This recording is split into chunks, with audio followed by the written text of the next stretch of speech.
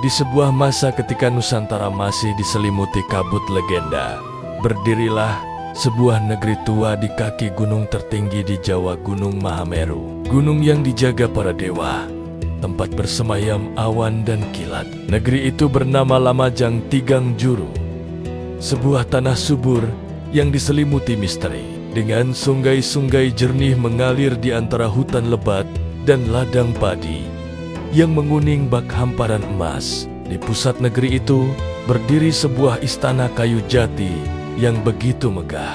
Dindingnya dihiasi ukiran ular naga dan burung garuda, menjadi saksi bisu tempat para pemimpin Lamajang bermusyawarah dan mengambil keputusan penting. Negeri ini disebut Tigang Juru, yang berarti 3 penjuru atau 3 pemimpin, karena memang kerajaan ini dipimpin oleh 3 tokoh utama yang luar biasa: Sang Arya, Sang Wira, dan Sang Empu. Ketiga pemimpin ini menyeimbangkan kekuatan yang berbeda namun saling melengkapi. Sang Arya adalah simbol keberanian, seorang pejuang yang tak gentar di medan perang. Sang Wira adalah ahli strategi, pemikir ulung yang setiap langkahnya penuh perhitungan. Dan yang terakhir, Sang Empu adalah perwujudan kebijaksanaan, seorang bijak yang mampu membaca tanda-tanda alam dan menuntun rakyat dengan kearifan.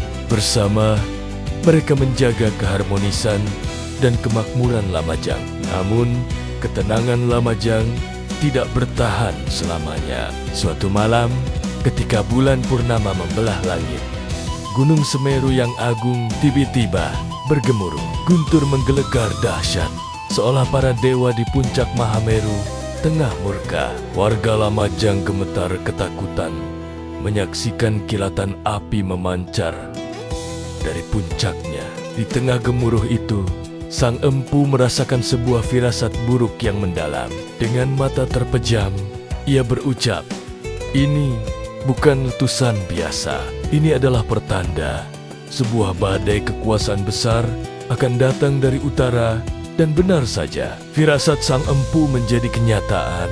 Tak lama kemudian, kabar mulai menyebar dari mulut ke mulut, dibawa oleh para pedagang dan pengembara. Singhasari, kerajaan besar di Tumapel, tengah dilanda kegelisahan dan pergolakan politik. Nama Ken Arok, sang pendiri sekaligus penguasa Singhasari, menggetarkan seluruh tanah Jawa dengan ambisinya yang tak terbatas. Di masa pergulatan kekuasaan yang sengit itu, Lamajang tiba-tiba menjadi rebutan. Tanah Lamajang yang kaya akan hasil bumi dan letaknya yang sangat strategis menjadikannya incaran kekuatan-kekuatan besar yang ingin memperluas pengaruhnya. Di antara para satria Lamajang yang gagah berani, ada satu nama yang paling terkenal dan disegani: Ranggalawe. Ia adalah seorang pemuda pemberani dengan kulit legam terbakar matahari, bukti dari hari-hari Nia yang dihabiskan di bawah terik mentari untuk berlatih dan menjaga perbatasan. Ranggalawe adalah pemilik seekor kuda putih legendaris bernama Gagak Rimang, yang konon bisa berlari secepat angin. Ia dikenal sebagai penjaga perbatasan selatan yang tangguh, penunggang kuda tercepat di seluruh tanah Lamajang. Darah pejuang sejati mengalir deras dalam dirinya.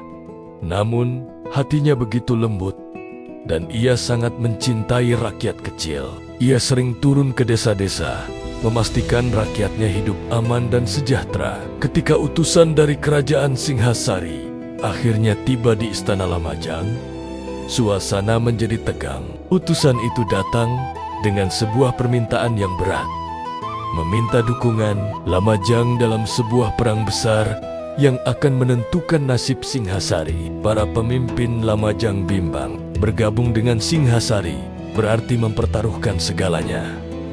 Namun, menolak juga bukan pilihan yang bijak. Di tengah keheningan balairung kerajaan yang megah itu, Ranggalawe melangkah maju.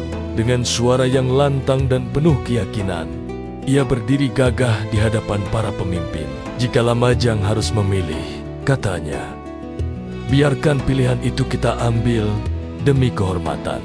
Jika kita hanya diam dalam ketakutan, sejarah akan melupakan nama kita selamanya. Kita adalah negeri para pejuang, bukan negeri para pengecut.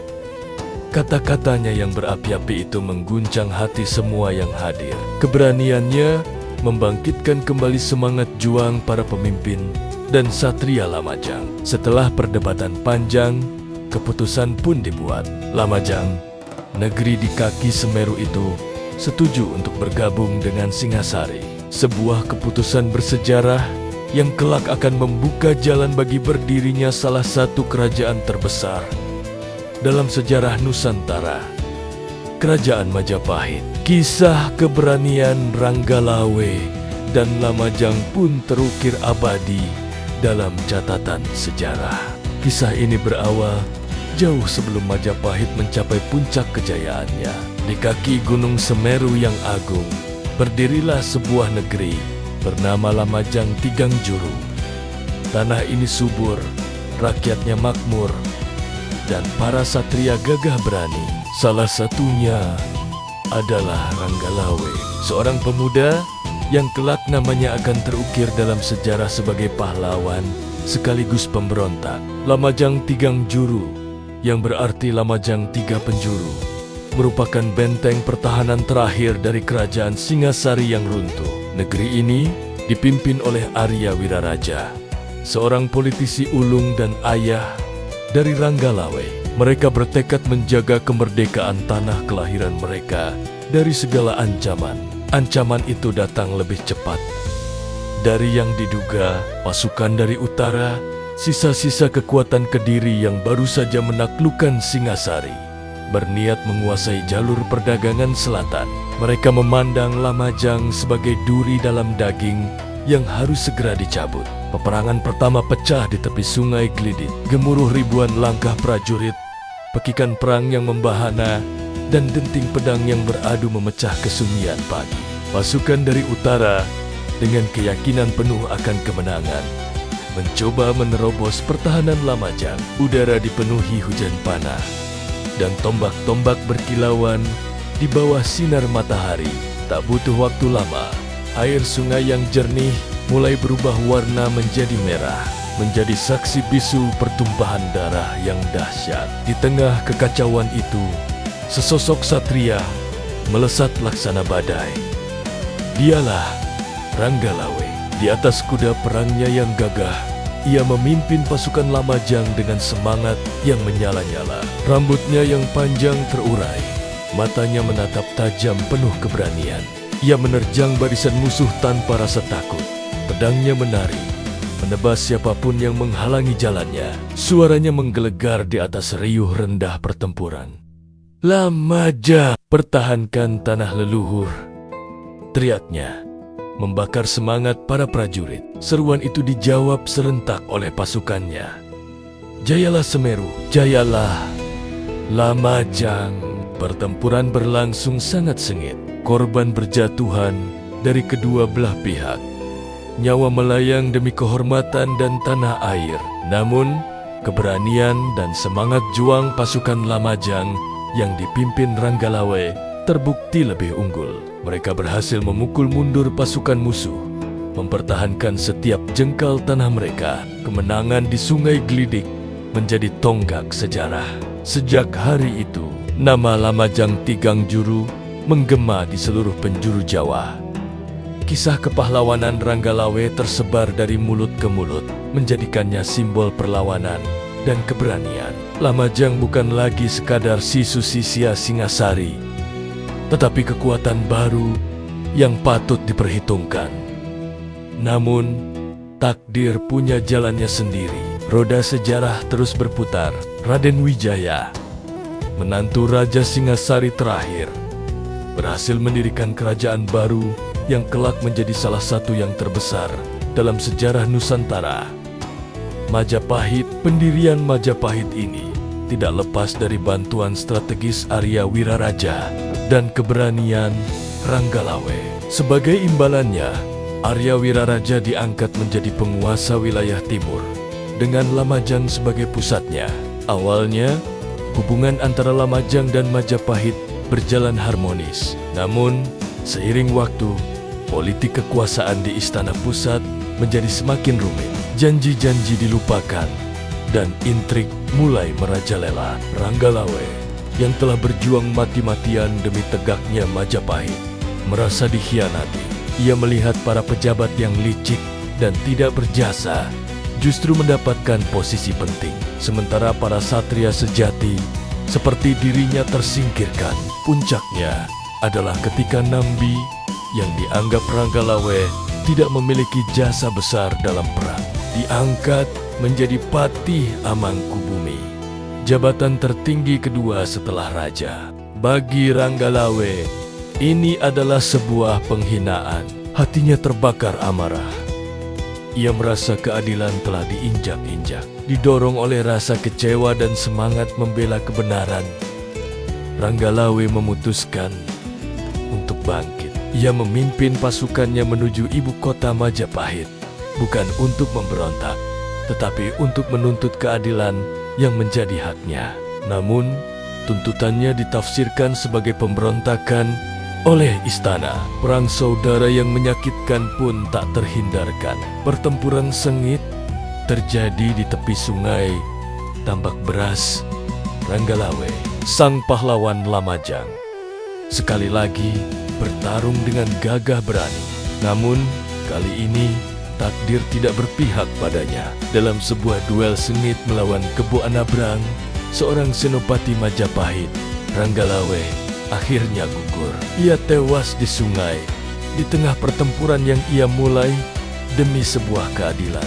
Kabar kematian Ranggalawe sampai ke Lamajang dan membawa duka yang mendalam. Seluruh negeri berkabung, langit seolah ikut muram, dan Gunung Semeru yang agung kembali bergemuruh, seolah bumi pertiwi menangisi kepergian putra terbaiknya. Di tengah kesedihan itu, seorang empu tua yang bijaksana berkata lirih, seorang satria sejati akan dikenang bukan karena mahkota yang ia kenakan atau jabatan yang ia pegang, tetapi karena ketulusan perjuangannya. Kisah Ranggalawe adalah tragedi seorang pahlawan yang disalahpahami. Perjuangannya adalah cermin dari betapa rumitnya politik dan kekuasaan, di mana garis antara pahlawan dan pemberontak bisa menjadi begitu tipis. Meskipun ia gugur sebagai pemberontak di mata Majapahit, bagi rakyat Lamajang dan dalam banyak catatan sejarah, ia tetaplah seorang satria sejati yang berani memperjuangkan apa yang ia yakini benar hingga titik darah penghabisan. Namanya abadi, terukir bersama gemuruh Semeru dan aliran sungai sejarah Nusantara. Tahun demi tahun telah bergulir. Kerajaan Lamajang yang pernah begitu perkasa akhirnya melebur dalam kekuasaan besar Majapahit. Istana kayu jatinya yang megah, yang pernah menjadi pusat kekuasaan dan kebudayaan, runtuh tertelan waktu. Dinding-dindingnya lapuk, atapnya ambruk, dan akhirnya seluruh bangunan itu tertimbun tanah, ditumbuhi hutan lebat yang menyembunyikan jejaknya dari dunia. Seolah-olah kerajaan ini hanya sebuah mimpi yang pernah singgah sejenak. Namun, apakah benar Lamajang telah lenyap selamanya? Tidak. Roh Lamajang tidak pernah benar-benar mati. Ia menolak untuk dilupakan. Jiwanya meresap ke dalam setiap elemen kehidupan di tanah ini. Ia hidup di dalam aliran sungai yang jernih, yang mengairi sawah-sawah hijau subur. Ia berbisik melalui cerita-cerita rakyat yang dituturkan dari generasi ke generasi.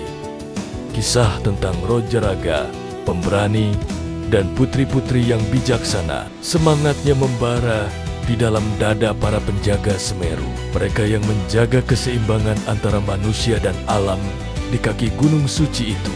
Hingga hari ini, ketika angin gunung yang sejuk berdesir lembut di antara dedaunan dan kabut tebal turun, perlahan menyelimuti kota Lumajang, orang-orang tua seringkali berbisik dengan penuh hormat. Mereka akan berkata, "Dengarlah, di bawah tanah yang kita pijak ini pernah berdiri sebuah kerajaan agung. Di bawah bayang-bayang gagah gunung Semeru Lamajang Tigang, juru masih bernapas. Sebuah pengingat bahwa masa lalu tidak pernah benar-benar pergi. Ia hanya berubah bentuk. Sejarah mungkin telah mencatat keruntuhan kerajaannya, menelan bentuk fisik istana dan kota-kotanya. Bangunan-bangunan megah itu mungkin telah hilang dari pandangan. Tetapi nama Lamajang tetap abadi. Ia terukir kuat di dalam hati setiap orang yang mencintai tanah ini. Nama Lumajang yang kita kenal sekarang adalah gema dari kejayaan masa lalu itu. Sebuah warisan yang terus hidup dan berdenyut, karena kerajaan sejati bukanlah sekadar tumpukan batu, istana megah, atau mahkota bertahtakan permata. Kerajaan sejati adalah kisah yang tak lekang oleh waktu, keberanian yang menginspirasi, dan warisan jiwa yang diturunkan dari satu generasi ke generasi berikutnya. Lamajang telah membuktikan hal itu. Meskipun kerajaannya telah tiada, semangatnya, kisahnya, dan jiwanya akan terus hidup selamanya di tanah Lumajang, di bawah naungan Semeru yang agung. Kisah Lamajang adalah bukti bahwa warisan terbesar bukanlah harta benda, melainkan identitas dan kebanggaan yang kita bawa di dalam hati. Sejarahnya mengajarkan kita untuk menghargai akar kita, menjaga cerita para leluhur, dan terus merawat semangat yang membuat kita menjadi siapa kita hari ini. Karena di setiap jengkal tanah Lumajang ada sepotong jiwa Lamajang yang abadi. Terima kasih sudah menyimak perjalanan kita menelusuri jejak kerajaan Lamajang. Jangan lupa untuk subscribe agar tidak ketinggalan kisah-kisah menarik lainnya dari sejarah Nusantara. Dan jangan tinggalkan sholat 5 waktu. Sampai jumpa di video berikutnya.